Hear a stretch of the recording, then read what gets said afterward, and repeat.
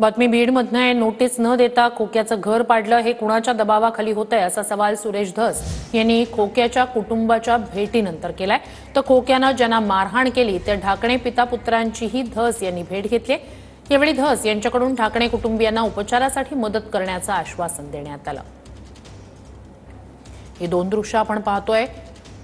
खोक्या भोसलेचं घर वनविभागानं पाडलेलं होतं, ग्लास हाऊस पाडण्यात आलेलं होतं। त्यानंतर त्याच रात्री ते सगळं पाडलेलं घर होतं, त्याची जाळपोळ करण्यात आलेली होती आणि यानंतर आता सुरेश धस यांनी खोक्याच्या कुटुंबाची भेट घेतली। नोटीस न देता हे घर पाडण्यात आलं ते कुणाच्या दबावाखाली असा सवाल सुरेश धस यांनी खोक्याच्या कुटुंबाच्या भेटीनंतर केला। दुसरीकडे ज्या ढाकणे पितापुत्रांना मारहाणीचा आरोप खोक्या भोसलेवर आहे त्या ढाकणे पितापुत्रांची सुद्धा भेट सुरेश धस यांनी घेतलेली आहे। त्याच्याकडे काही सापडलं का?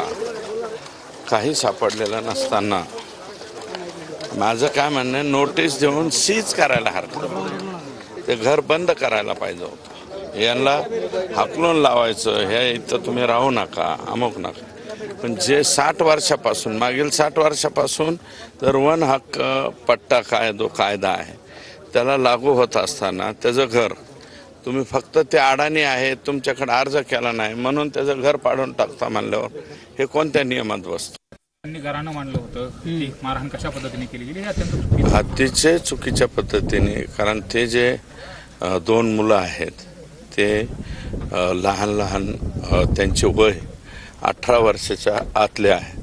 परंतु काय आहे की हे सततच मला असं वाटतं की फिरतीवरती राहणारे आणि अज्ञानी लोक रानटीपणा अंगात असल्यामुळं हे प्रकार त्या ठिकाणी घडलेला आहे।